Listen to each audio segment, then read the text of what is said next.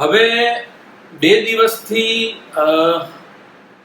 અત્યારના આજનો topic start કરતા પહેલા 2 દિવસથી યુટ્યુબ ઉપર મારા વિડીયો અપલોડ થયા છે, જેમાં માનવ સેવા અને ઈશ્વર સેવા ઉપર કંઈક તફાવત મેં બતાવ્યો છે.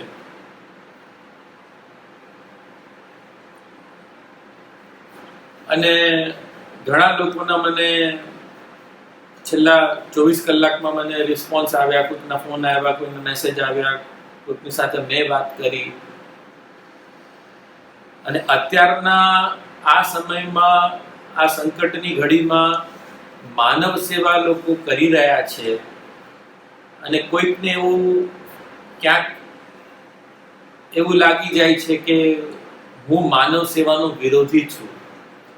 તો મારે છે ને થોડી સ્પષ્ટતા કરવી છે.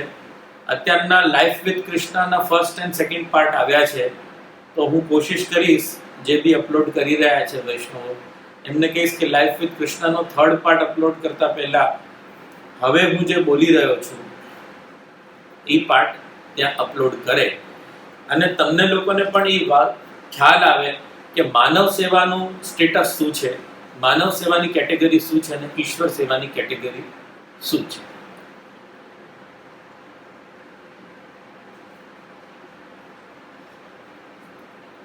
રફલી 9:30 વાગે મેં થોડુંક લખ્યું હતું, ટેબલ બનાવવાની કોશિશ કરી હતી. અગર તમારી પાસે કાગળ બોલપેન હોય, ઇઝીલી અવેલેબલ થતું હોય તો તમે લઈ લો, તો લાઈફ ટાઈમ તમને માનવ સેવા અને ઈશ્વર સેવાનો તફાવત, એનું વેટેજ, એની કેટેગરી સમજમાં આવી જશે. सबसे पहले लिखो मानव सेवा इज इक्वल टू स्वभाव, मानव स्वभाव इज इक्वल टू दया. હવે દયા ઇઝ ઇક્વલ ટુ સામે આપણી સામે કોઈ ઘટના ઘટે અને એ ઘટના જોઈને આપણા હૃદયમાં જે નેચરલી દયા અને કરુણા પ્રગટ થાય એ. એટલે હું લખાવું શબ્દોમાં, સામે ઘટતી કોઈ ઘટના ઉપર સ્વાભાવિક રૂપે જે પ્રગટ થઈ જાય. ઉપનિષદની એક કથા છે, આ લખવાની નથી, અહીંયા મેં આટલું કમ્પ્લીટ કર્યું છે. ઉપનિષદની એક કથા છે, એ કથા અત્યારના હું નથી કહેતો, પણ જેમાં માનવ, અસુર અને સુર, માનવ, દાનવ અને દેવતા, આ ત્રણેય બ્રહ્માજી પાસે ગયા હતા. અને બ્રહ્માજીએ ત્રણેયને દ શબ્દ આપ્યો. એમાં માનવને દ નો શબ્દ નીકળ્યો દાન, ઓલમોસ્ટ લાઈક દયા, કરુણા જેવો. એટલે મનુષ્યના તો સ્વભાવમાં રહેવાનું છે કે માણસને કોઈક એવી દુર્ઘટના થાય, કોઈ કરુણ દુર્ઘટના થાય તો મનુષ્યને એના ઉપર દયા પ્રગટ થવાની જ છે. કારણ કે આપણે રાક્ષસ નથી, આપણે અસુર નથી. સમજમાં આવી વાત? ઇનવોલેન્ટરીલી પ્રગટ થવાનું છે, આ સ્વાભાવિક છે. આની કે પ્રોગ્રામિંગ થોડી કરવી પડે આપણામાં કે નાખો ચલો દયા ઘટી ગઈ છે, હવે દયાનું ઇન્જેક્શન મારો, B12 ઘટી ગયું છે, B12 નું ઇન્જેક્શન મારો. દયા સ્વાભાવિક છે આપણામાં. સમજમાં આવી વાત? એટલે જે દયા સ્વાભાવિક હોય, સામે ઘટતું હોય, અને આપણે એને ઇગ્નોર કરવાનું પુષ્ટિ માર્ગ કહેતો જ નથી. કારણ કે આ માર્ગમાં શ્રી ગુસાઈજીએ ઝારીજી છોડાવી દીધી હતી ઠાકોરજીની. એક વૃદ્ધા જે મરતી હતી, જેને પાણી પણ કોઈએ આપ્યું નતું, એને પાણીના ટીપાઓ આપ્યા, આખી ઝારીજીનું જલ એને પીવડાવી દીધું, ઝારી છોડાવી દીધી અને જીવ બચાવ્યો હતો. જો પુષ્ટિ માર્ગમાં કરુણા, દયાને સ્થાન ન હોય, માનવતાને સ્થાન ન હોય અને માનવ સેવાને સ્થાન ન હોય, તો શ્રી ગુસાઈજીએ કેમ આવું કર્યું? એટલે સૌથી પહેલા એક તો આ દ્રઢતર વાત સમજી લો કે હું અને પુષ્ટિ માર્ગ માનવ સેવાના વિરોધી નથી. બરાબર?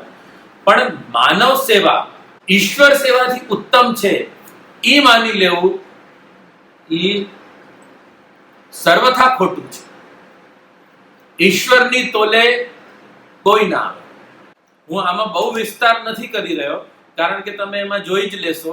લાઈફ વિથ કૃષ્ણામાં યુટ્યુબ પર અપલોડ કર્યું છે. આ તો જ્યાં કોઈકને શંકા રહી ગઈ હતી કે કેવું કંઈક રહી ગયું હતું, એટલે હું થોડી ક્લેરિટી આપી દઉં છું. તો એક જેને કહીએ ને એનેક્સ કરું છું, એક સપોર્ટિંગ ડોક્યુમેન્ટની જેમ અત્યારના હું સમજાવી રહ્યો છું. આ માનવ રિલેટેડ, માનવ સેવા રિલેટેડ વાત હતી. હવે આવે છે ઈશ્વર સેવા. ઈશ્વર સેવા ઇઝ ઇક્વલ ટુ આધિદૈવિક આનંદ. આ એક લાઈનમાં લખી દો, આધિદૈવિક. ઓકે. હવે હું ટેબ્યુલર બનાવું છું, ટેબ્યુલર ચાર્ટ બનાવું છું. ટેબ્યુલર ચાર્ટ બનાવજો. માનવ સેવા અને ઈશ્વર સેવા.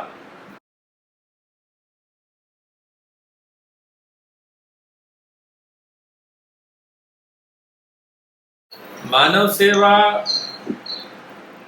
અહંતા એવં મમતા. માનવ સેવામાં અહંતા અને મમતા આ જે વસ્તુ આવે છે, એમાં અહંતા અને મમતાનો કઈ રીતનો રોલ છે એ સમજો. કે અહંતા એટલે કે તમારા ઉપર કોઈ ડિપેન્ડન્ટ હોય, એટલે તમારા નોકર ચાકર સમજી લો, કોઈ બી તમારી નીચે તમારા ડિપેન્ડન્ટ કોઈ હોય, કે ભાઈ કે હું એનો પાલન કરતા છું, હું એનો બોસ છું દાખલા તરીકે, તો મારે એનું ધ્યાન રાખવાનું છે. એટલે તમે કંઈક અહંતાથી એ વિચાર કર્યો છે. તમારા બચ્ચા માટેનું તમારે કરવાનું છે, તમારા દેહ સંબંધી જે તમારા રિલેટિવ્સ છે એના માટે કંઈક કરવાનું છે. અને મમતા જે છે એ હૃદયનો વિષય થઈ જાય છે, કે એકદમ ઇન્ટિમેટ જેની સાથે તમારા સંબંધો હોય એના વિષયમાં મમતા પણ પ્રગટ થઈ જતી હોય છે. હવે આ જ વસ્તુ ઈશ્વર સેવામાં પણ લાગુ થાય છે. આપણે અહંતા અને મમતાથી જેમ લૌકિકમાં કનેક્ટ થઈ શકીએ છીએ, એમ ઈશ્વર સાથે પણ કનેક્ટ થઈ શકીએ છીએ. બરાબર? જેમ યશોદાજીના ભાવથી કરો છો, તો બાલ ભાવથી આપણે ઠાકોરજીથી કનેક્ટ થયા. એવી રીતે પછી આ દેહ સંબંધી ને હૃદય સંબંધી ને પછી મેં નીચે એક એરો કરીને પછી એને ભૌતિક બતાવ્યું છે. માનવ સેવામાં એ ભૌતિક સંબંધો થઈ ગયા, આદિ ભૌતિક સંબંધો થઈ ગયા. અને ઈશ્વર સેવા જ્યારે કરીએ છીએ ત્યારે એ આદિ દૈવિક સંબંધ થઈ ગયા. બરાબર? અહીંયા સુધી ક્લિયર થયું? Very good. ભૌતિક આદિ ભૌતિક જે છે એ તમારે લૌકિક થઈ ગયું. લૌકિક તો મતલબ આ લોકની વાત, દુનિયાવી વસ્તુઓ, દુનિયાવી સંબંધો, દુનિયાવી વાતો. અને આદિદૈવિક એટલે અલૌકિક થઈ ગયું. આ દુનિયાથી ઉપર ઉઠીને આ દુનિયાથી કોઈક અલગ વાત. પછી મેં બતાવ્યું કે ભાઈ સ્વાભાવિક કરુણા અને દયા માનવ સેવા માટે જે પ્રગટ થાય છે તમને, એ સ્વાભાવિક કરુણા દયા છે. મેં જેમ ગુસાઈજીનો દાખલો આપ્યો એમ આપણા જીવનમાં પણ બને. આપણે રસ્તા પર જતા હોઈએ અને આપણને દેખાય કે સામે કોઈ તડપી રહ્યું છે, અથવા તો આપણી સામે કોઈ, પ્રભુ ન કરે, કોઈનું એક્સિડન્ટ થઈ ગયું અને લોહી લુહાણ થઈ ગયો, આપણે ગાડીમાં જતા હોઈએ તો આપણે ગાડીમાં એને નાખીને લઈ જશું હોસ્પિટલ. એ આપણો સહજ સ્વભાવ હોવો જોઈએ. આપણે અસુર નથી, આપણે દાનવ નથી. એટલી દયા તો આપણને તત્કાલ પ્રગટ થશે જ, આપણે લઈ જ લેશું. સમજાયું? એટલે સ્વાભાવિક કરુણા દયા છે. અને ઈશ્વર સેવામાં શું છે કે જેમ તમને ત્યાં જેટલી સ્વાભાવિકપણે દયા અને કરુણા પ્રગટ થઈ, એ ઘટના પ્રત્યે કે વ્યક્તિ પ્રત્યે કે પદાર્થ પ્રત્યે, એવી જ સ્વાભાવિક તમને ભજનાનંદ પ્રગટ થશે પ્રભુની સેવામાં. જો હવે અત્યાર સુધી તો બધું બરાબર ચાલ્યું, જે તમને કદાચ સમજ આવી જાય અથવા તો ઘણાને સમજ હશે, પણ અહીંયાથી ખાસ સમજવાનું છે. કરુણા અને દયા પ્રાસંગિક હશે.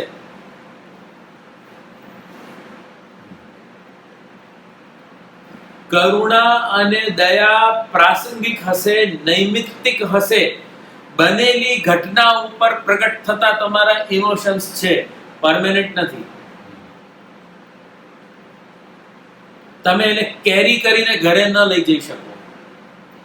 એ ઇમોશન્સને તમે પરમેનન્ટ તમારા હૃદયમાં સ્થાન ન આપી શકો. જેમ તમે ઇમોશન્સને સ્થાન આપ્યા છે તમારા વડીલો માટે, તમારા ઇન્ટિમેટ સર્કલ માટે, એના તોલે આ નથી આવી રહ્યું. ખ્યાલમાં આવી ને વાત? એટલે તમારે અહીંયા હવે બોલતા બોલતા મને એક એ ધ્યાનમાં આવ્યું છે કે અહીંયા તમારે એક શબ્દ જોડી લેવો તો જોડી લો કે આ સ્વાભાવિક કરુણા દયા જે છે એ નૈમિત્તિક થઈ શકે છે, નિત્ય નહીં. પ્રસંગોપાત થઈ શકે છે. અને જો આવે કરવાનું તો આપણે એને નિત્ય કેરી નથી કરી શકતા, કારણ કે આપણને આપણી અહમતા મમતા હજી બીજે ક્યાંક જોડાયેલી છે, જ્યાં એ વધારે સ્ટ્રોંગ છે. આપણા ઘરમાં, આપણા ઘરના વડીલોમાં, આપણા ઘરમાં આપણા બચ્ચાઓમાં, આપણા રિશ્તેદારોમાં, આપણા બંધુ બાંધવોમાં, આપણા પાસ પડોશમાં. વાત સમજમાં આવી રહી છે? ઓકે. અને અહીંયા જે સ્વાભાવિક ભજનાનંદ જે છે એ નૈમિત્તિક નથી, પ્રસંગોપાત પ્રગટ થતો નથી. એ નિત્ય છે. જો નિત્ય ને નૈમિત્તિક નો અર્થ સમજો તમે જ્યારે જમવાનું બનાવો, રસોઈ કરો, તો તમે છે ને કોઈક એવી આઈટમ હોય, પાઉંભાજી, પીઝા જેવી કોઈ, એ તમે નિત્ય નથી કરી શકતા. તમે કરી શકો છો પણ નિત્ય તમે ખાઈ નથી શકતા. તમને નિત્ય તો દાળ ભાત રોટલી શાક જ જોઈએ. એની પીઝાની શ્રેણી નિત્યમાં આવી ન શકે, નૈમિત્તિકમાં જરૂર આવે. ખ્યાલમાં આવ્યું ને? ઠાકોરજીની સેવામાં પ્રગટ થતો આનંદ, એ આનંદની શ્રેણી જે છે આ નિત્યમાં આવી જાય છે. તમે પ્રસંગોપાત એ આનંદને નથી માણતા, તમે નિત્ય આનંદ માણો છો. નિત્ય આનંદ જો ન હોય તો તમે નિત્ય સેવા ન કરતા હો. નિત્ય સેવાનો પ્રકાર, નિત્ય આનંદનો પ્રકાર ન હોય તો શ્રી મહાપ્રભુજી આપણને કહે નહીં કે નિત્ય સેવા કાર્ય, કૃષ્ણ સેવા સદા કાર્ય. આપણે ઘણી જગ્યાએ એક દિવસ છોડીને એક દિવસ આ કરશું, ઘણી જગ્યાએ આવા ડિસિઝન લઈ શકીએ છીએ, પણ અમુક જગ્યાએ આવા ડિસિઝન નથી લઈ શકતા. જેમ જમવાનું તો રોજ જોઈએ, સુવાનું તો રોજ જોઈએ. કોરોનાની સંકટની ઘડીમાં ફરવા નથી મળતું, પણ ફરવાનું તો રોજ જોઈએ.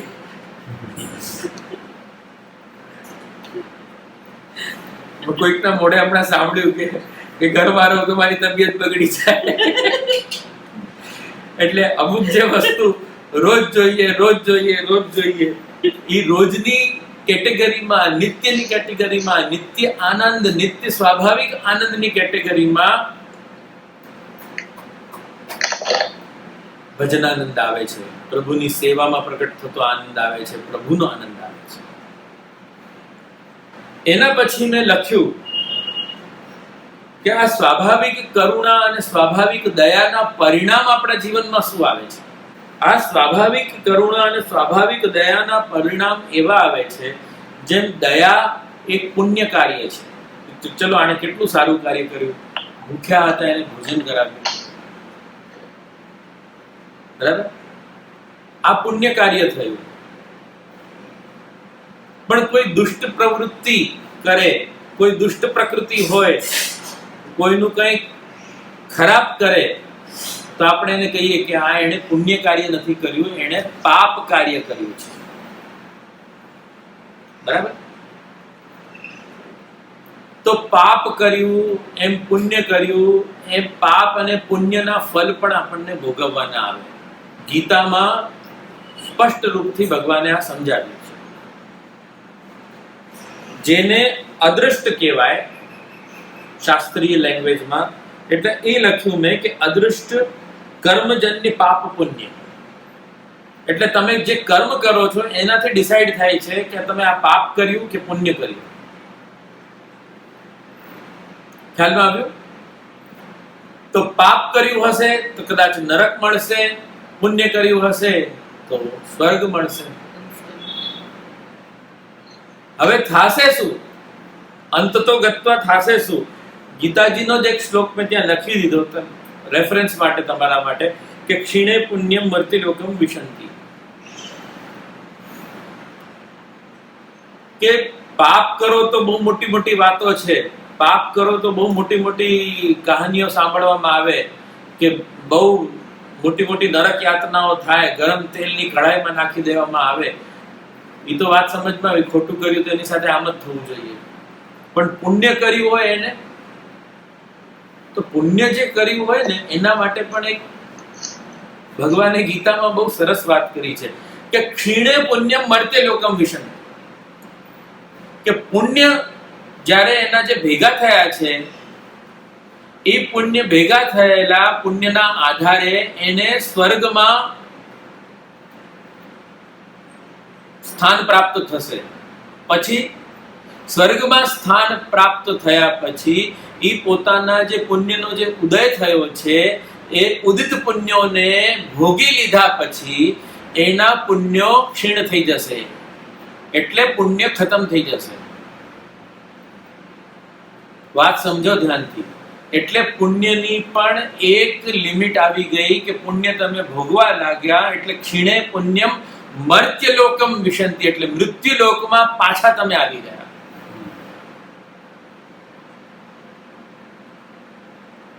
થયું શું? પછી મેં લખ્યું કે અનિત્ય ચક્ર. ન તો તમે પરમેનન્ટ જન્મ પામીને રહેવાના છો, અમર નથી થવાના, ન તો તમે ખાસ મોક્ષ પામી જવાના છો, મૃત્યુલોકમાં જ આવી ગયા. બધી જ વસ્તુઓ અનિત્ય છે. ક્યારેક જન્મ લેશો, ક્યારેક મૃત્યુ થશે. પુનરપી જન્મમ પુનરપી મરણમ પુનરપી જનની જઠરે શયનમ. આ થવાનું જ છે. આની વચ્ચે તમારે સ્વર્ગ અને નરકના ભોગ પણ ભોગી લેવાના છે. કહેવાનો મતલબ મેં એને ટૂંકમાં ચાર્ટમાં આવી રીતે લખાવી દીધું કે અનિત્ય ચક્ર. આ માનવ સેવાની આખી હીરાકી થઈ ગઈ. ઈશ્વર સેવા તરફ જઈએ કે સ્વાભાવિક ભજનાનંદ પ્રગટ થતા આ સ્વાભાવિક ભજનાનંદના ક્લાઇમેક્સમાં જીવાત્મા જે છે અલૌકિક દેહ અને અલૌકિક સામર્થ્યને પ્રાપ્ત કરે છે. અને આ જે અલૌકિક દેહ છે એ અલૌકિક દેહ એનું નિત્ય બની જાય છે. એટલે જ આપણા સંપ્રદાયમાં પુષ્ટિ માર્ગમાં આ ઠોકી ઠોકીને આ શબ્દ વાપરવામાં આવે છે, નિત્ય લીલા, નિત્ય લીલા, નિત્ય લીલા. જો અનિત્ય હોય તો આપણે ત્યાં જન્માષ્ટમીનો આ વર્ષે ઉત્સવ મનાવ્યા પછી બીજા વર્ષે પાછી જન્માષ્ટમી કેમ મનાવવામાં આવે છે? બીજા વર્ષે તો પ્રભુ 1 વર્ષનો થઈ જવો જોઈએ, બીજા વર્ષે 2 વર્ષ, ત્રીજા વર્ષે 3 વર્ષ. પણ આપણો ઠાકુર જન્માષ્ટમીના દિવસે નિત્ય જન્મે છે. આપણે ભગવાનની જન્મ લીલાનો આનંદ લઈએ છીએ, આપણે ભગવાનને હિંડોલા ઝુલાવવાની લીલાનો આનંદ લઈએ છીએ. આપણે બધી જ લીલાઓને નિત્ય માનીએ છીએ. આપણે બધા જ નિત્ય લીલાના સાક્ષી નથી બનતા, આપણે નિત્ય લીલાનો ભાગ બનીએ છીએ. આ વિશેષતા છે. અને આ લીલા ખતમ નથી થતી. ક્ષીણે લીલા મર્ત્યલોકમ વિશંતિ એવો શબ્દ નથી. ક્ષીણે પુણ્યમ મર્ત્યલોકમ વિશંતિ. ધ્યાન દેજો. સમજમાં આવી વાત? કેવી રીતે તમારી અલૌકિકની જર્ની છે અને કેવી રીતે તમારી લૌકિકની જર્ની છે, એ બંનેમાં અંતર છે. એ અંતર તમને સમજમાં આવશે તો તમને ખ્યાલ આવશે કે માનવ સેવા અને ઈશ્વર સેવામાં તફાવત શું છે. ક્લિયર?